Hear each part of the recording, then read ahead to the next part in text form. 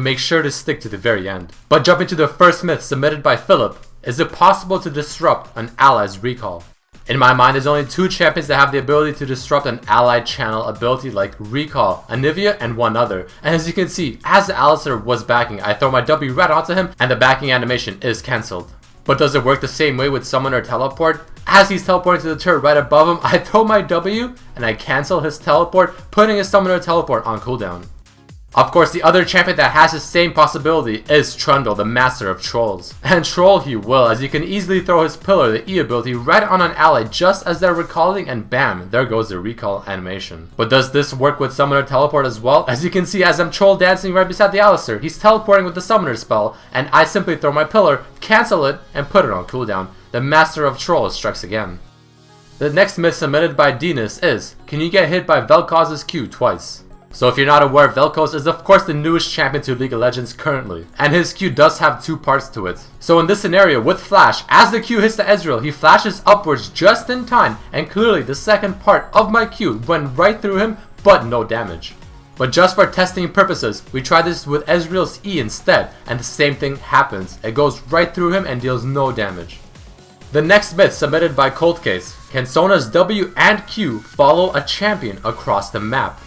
To test this myth, we had a Sona on the enemy team, and I simply used my recall, and just before I finish the recall, Sona throws her Q and we see what happens with it. With that being said, as I'm doing my recall and just before I finish, Sona throws her Q. You can see the animation kind of goes but whisks off halfway through. However, it is still traveling towards me, invisible, but it still does hit me. To test her W, of course Sona has to be on the same team as myself, and the exact same principles apply. As I'm about to finish my backing animation, she throws her W, the animation also seems to whiff off about halfway through where the ping is on the minimap, but it is still traveling to me invisibly, and it does hit me in the base. So clearly the Q and W will follow you to wherever you go. And the final myth submitted by RasmusBA98 on Twitter, what happens if 2 Vi's ulti each other simultaneously? This one naturally is probably the easiest one to test out of many of the myths. Simply have 2 Vi's away from each other, press R, both of them run to each other, and both of them knock each other up in the air and deal damage.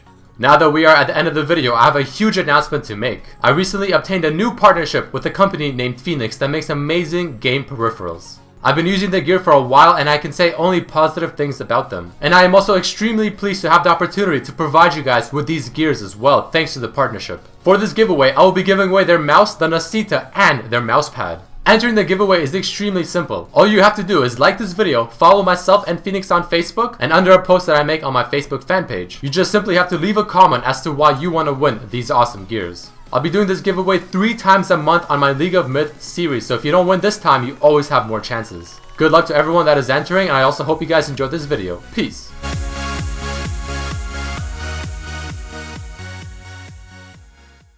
But without any further ado, let us jump straight to the first myth.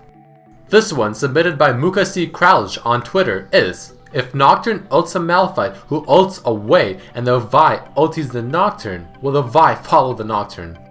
So from this I had 2 different conclusions. The first one is that if Vi ulties the Nocturne just as he flies away, she will actually ulti him in the place but not follow him all the way down. But it seems like he still takes the damage. And in the second more plausible scenario, just as the Nocturne ultis, this time I have a bit more range, I ulti him as well, and I follow him all across the map, all the way to where he's ulting for the Malphite. So clearly, if Vi wants you, she will get you. The next myth submitted by Rarar, can you use Zhonya's while in the middle of Warwick ultimate? Interesting thing about this one is that will it stop the ultimate? Will he be Zhonya'd while ulting, or can he just not use it? And as I finally jump onto the Lulu, I simply cannot use Zhonya's up until the duration of the ultimate is finished. Someone actually told me that you can use Zhonya's while he's ulting and they will be locked up for the whole ulti duration. Making our way to the next myth, submitted by Mihai Druta2 on Twitter. What if you level LeBlanc's ultimate without leveling another spell? So to me, there are 3 different test case scenarios. The first one is simply just putting the point into the ultimate while not using or leveling any other spell, and the ultimate defaults to Mimic. However, the second scenario is what if you simply put a point into one of her skills? Does that alter what the default skill is for the ultimate when you level it? And with that being said, just as I hit level 6, I put the point into the ultimate and it still defaults to Mimic. And of course, the final test case scenario, if you actually use the ability and then put the point in, does it default to that skill when you have nothing else leveled? And the answer is yes. The next myth submitted by Dominic: if Skarner ultis a target, what happens if Alistar headbutts either one of them? Naturally, there are two test case scenarios. The first one is what if I'm on the same team as the person being ultied and I headbutt Skarner, and just as I do it, the person being ultied will simply follow Skarner on the leash. And the next scenario is what if I'm on the same team as Skarner and I headbutt the target being pulled, and as I use it on the Teemo, he got moved just a little bit, but he instantly resets to the Skarner's location. Thank you all for watching this episode, and please don't forget to submit a myth down below in the comments or on Twitter or on my Facebook. But now on to the next giveaway. The name of the previous winner was Rick, so congrats to you. For this week's episode, I will be giving away the Phoenix Autori, which is their world famous mechanical keyboard. I have been using this keyboard for quite some time as well, and it is simply amazing. And thanks to the sponsorship, I can give one away to you guys as well. In order to win this keyboard, all you have to do is first like this video, follow myself and Phoenix on Twitter, and write a tweet at Phoenix and at myself saying why you want to win, and make sure to use the hashtag PhoenixRedMercy. Here's an example of how a tweet can look like. I'm looking forward to all of the entries, and I really wish all of you good luck. And if you don't win this episode, don't forget there are many more chances coming up as well. But as always, I hope you guys enjoyed this episode, and I hope to see you next time. Peace.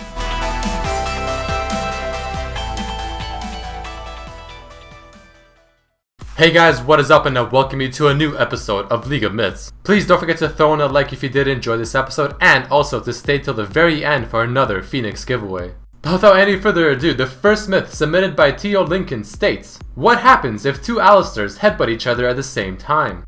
This myth actually yielded results that I was not honestly expecting. So as both Alistars use headbutt on each other, they simply take each other's position, and then none of them takes damage. At least not from the headbutt, just from the passive. And if you just use W without right clicking after, they will simply just both start auto attacking each other, which is pretty normal. The next myth submitted by Tobias is: can Lux flash while charging her ultimate, similar to how Vi can Q flash? So if you are unaware, there's a really neat trick you can do with a lot of champions where you simply dash with an ability like Vi Q and then flash on top of your opponent. I'm actually going to be making a video about this in the near future, but the myth is simply asking, can you do that exact same concept with Lux's ultimate? As I'm charging my ultimate in a completely different direction, I'm spamming flash towards the Vi, and she actually does flash, but the ultimate's damage is nowhere near the Vi. And in this example, you can see the Lux kind of hovers in the ultimate position facing Vi, but the ultimate still went in the initial direction. The next myth submitted by Llama: does Lulu's picks attack multiple times with Runans as well? So if you are unaware, Lulu's passive is every time she auto attacks, the little fairy pixie behind her will also shoot 3 auto attacks, as you can see there. But you can also see as I am auto attacking, Lulu's auto attack is splitting, however Pixie's is not. And for testing purposes, I put the Pixie on MF and the exact same thing happens. My auto attack splits, however the Pixie is completely unchanged. The next myth submitted by JJ Okocha, a friend of mine, is: if Lee Sin Qs towards Caitlyn while going through a trap, does he get snared by that trap? This myth is somewhat interesting because when Lee Sin is flying to a target, you can see him flying off the ground. In the very first test case scenario, Lee Sin throws his Q on me, moves backwards at max distance, and as he flies over me, it seems like he flew right over the trap in this case. However, in the second time testing this time Lee Sin will not move whatsoever after using his first Q. And in this scenario, he simply goes over the trap and does get snared. And in the last scenario, what we found out was that if Lee Sin is even slightly off of the trap, even though it looks like he's on it, he will not get snared. He pretty much has to fly directly center point right above the trap. And the final myth submitted by Jana: what happens if Caitlyn ultis a Zed, who then ults and then shadow swaps forward, making the missile go backwards? So this one is pretty interesting, and what I did to test this is I simply ulti the Caitlyn, W backwards as far as I can, Caitlyn channels her ulti as I flash away, and just as she channels her ulti and it is flying at me, I go back to my ultimate shadow, which is on the opposite side, and you can see that the missile simply turns around and follows me there. I don't know what kind of ammo she is using, but it seems pretty OP. Alright guys, that is the end of this episode of League of Myths. Don't forget to submit your own myth to be featured in the next episode. You can submit a myth down below under this video, on my Facebook fan page, or tweet at me at RedMercyLOL. But on to the giveaway. First, I want to congratulate Tom on winning the previous episode's giveaway. In this episode, I will be giving away again the mouse and the mousepad combo. As I said before, I've been using these for quite some time and they are simply amazing. So it really is exciting for me as well to be able to give you guys these products. All you have to do to enter this giveaway is simply like this video, like both myself and Phoenix on Facebook, and and on a post that I make under my Facebook fan page, simply tell us why do you want to win these products. And that is all you have to do, very, very simple. So hope you guys all enjoyed this video, and also I wish good luck to all of you. Peace!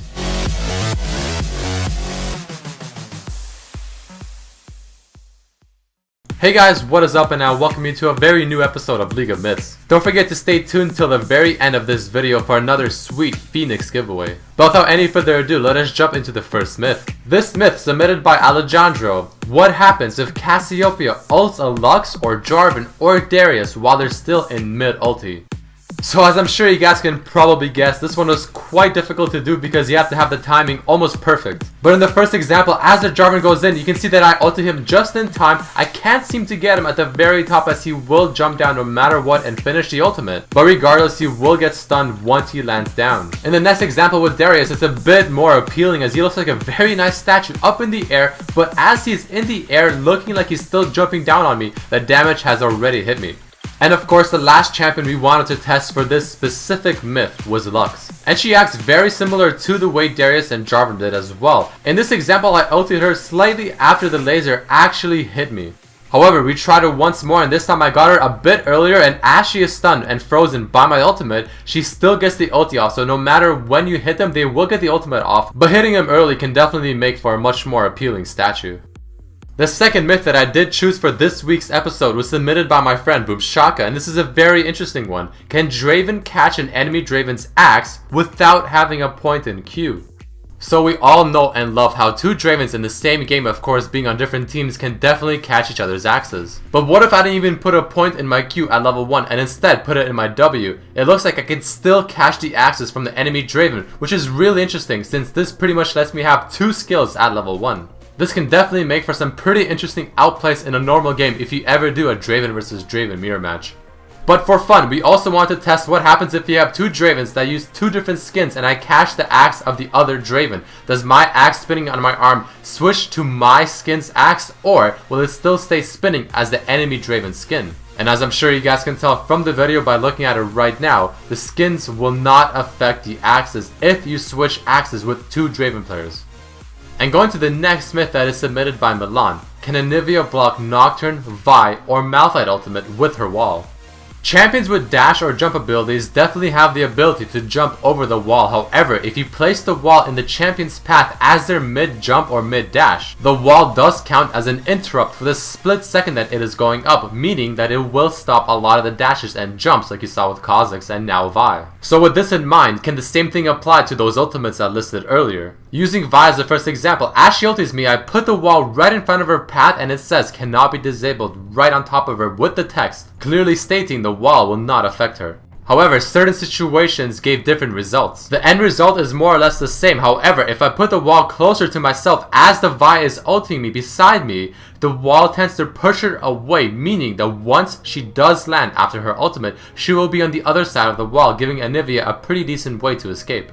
The second champion that we are using to test this myth is Nocturne's ultimate. And the same thing applies. Just as he pops his ultimate and dashes for me, I use my wall, looks like just in time for something that looks like it would interrupt him. But Nocturne gives no F's about the wall and goes right through it straight to the Anivia. And the final scenario for this myth is with Malphite's ultimate, and the exact same thing. Just like Nocturne, the Malphite does not care whatsoever about the wall, goes right through it and straight onto Anivia. And the next myth of this episode that I actually submitted myself because I really wanted to try this out. If Fiora ultis a Zed and he swaps shadows very far away, does it cancel her ultimate? As someone who plays a lot of Zed, I find it very annoying and frustrating whenever I have to lane against a Fiora. Because in lane, there's simply no juking her ultimate. She will constantly follow me wherever I go, so I'm always curious, how far can I really go to make her stop? So that right there was a very common Zed juke, and Fiora simply just follows me everywhere I go, dealing the damage. So I decided to test this on Summoner's Rift and make the distance as far as I can. I did a similar type of myth in an earlier episode, but not with Fiora. As I used my ult on the Caitlyn in the top lane at teleport bottom, the Fiora ults me and I simply press R, go back to the top lane, and what do you know, Fiora finally does not follow. Alright guys, I hope you enjoyed this week's episode of League of Myths. Don't forget to submit your own myth in the comment section underneath this video on my Facebook fan page RedMercyLOL, or you can tweet at RedMercyLOL as well. Now let us jump into the giveaway. This week's giveaway is going to be the biggest one yet, as I'm giving away all 3 products of Phoenix. This means that this prize will include their keyboard, the thoai, their mouse, the Phoenix Nasita, and also their mousepad, the Phoenix Demora. To be able to win all 3 of these amazing products, all you have to do is make sure you like myself and Phoenix on Facebook, and simply write a comment on a post that I make on my Facebook fan page as to why you think you deserve to win. And that is literally all you have to do for a chance to win. All of the links that you need will be under this video, so definitely check that out. Hope you guys enjoyed this video, good luck to everyone participating, and I'll see you next time. Peace.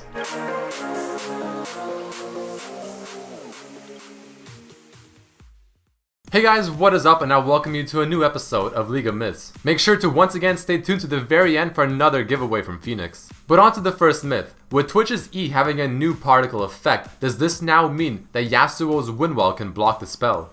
If you are unaware, Twitch's new visual update now has his E ability shoot a particle effect at each target that he uses it on. But now testing it with Yasuo's wind wall, which does block projectiles going through it, you can see that as Twitch does use his E, the particle effect simply shoots right through the wall and hits Yasuo. The next myth that is submitted by Noah, and a myth that a lot of people seem to always ask: if Thresh Qs Nocturne, Nocturne uses his ultimate, and then Thresh uses the second part of his Q, will he follow Nocturne? Naturally, for this myth, there are 3 test case scenarios, one of each rank of ultimate. In the first example, at the first rank of his ultimate, I use the Q on him, the stun effect finishes, he dashes to the Janna, and I follow him all the way there. In the second test case scenario, now Nocturne is 15 and his ultimate is level 2. I use the same testing principles. Hook him, the stun finishes, he uses the ultimate onto the Janna, but you can see that I fall just shy of following him all the way. And in the final test case scenario, now he's level 17, rank 3 ultimate, again I hook him, the stun finishes, he ults the Janna, and I simply follow him only about half of the maximum range. So what we can conclude is the fact that Thresh will follow Nocturne, but only so far. On to the next myth. If Nasus with Hydra uses the Q on the full wave and gets more than 1 kill thanks to the effect from the Hydra, will all of the kills count for the Q or just 1? For this myth, I decided to have 2 test case scenarios, one with Tiamat and the second with Hydra, and as you can see, as I get them very low, I use the Q, kill one of the minions, the second one dies from the Tiamat's AoE, but I only get stacks from the first one. And naturally, the exact same thing does apply if you activate it with Hydra. On to the next myth. If Syndra W's a minion and takes Thresh Lantern, will she drop the minion or will she continue to hold on to it? So this myth naturally is quite straightforward. Thresh throws his lantern to me, I grab a minion, take it, and as you can see, the minion is still being held by Syndra's W. And the final myth of this episode, somewhat similar to the first one, if Syndra pulls a minion to another lane with her W, will it push that lane instead, or will it go back to its original lane right away? So for this myth, we first decided to test it with a cannon minion. We took one from the middle lane, I grabbed it with Syndra's W, and I simply just kept pulling him down until he got to bottom lane. And what happens is, the cannon minion will continue to attack anything that it sees, and once it has nothing else to target within that lane that is within its range, it will begin to make its way back to its original lane. And then just to make sure that the minions are programmed the same, we tried it with just a regular minion, pulling it all the way from bottom lane this time to middle lane. Once it got to the middle lane, it began to attack anything that it can see in its sight. However, once nothing was left, it began to make its way back to its lane. And you can see as I fast forwarded, this minion takes a very interesting path and goes all the way around, pretty much taking the safe route back to its lane. So we can conclude that the minion will attack anything that it can in the new lane when you drag it there. However, once there is nothing left to attack, it will begin its way back to its original lane. Alright guys, that does mark the end of this episode of League of Myths. Please don't forget to like the video if you did enjoy it, and you can also tweet your own myths at RedMercyLOL, post on my Facebook fan page, or right down below under this video. But on to the Phoenix giveaway. I first want to congratulate Grace and Gordon for winning the previous episode's giveaway. For this episode, I will be giving away to you guys a Phoenix thoai, which is their keyboard. And to enter, all you have to do is like the video, like myself and Phoenix on Twitter, and then simply have a tweet at myself and at Phoenix saying why you want to win, but make sure to use the hashtag PhoenixRedMercy. So I hope you guys enjoyed this video, and good luck to everyone entering the giveaway. Peace.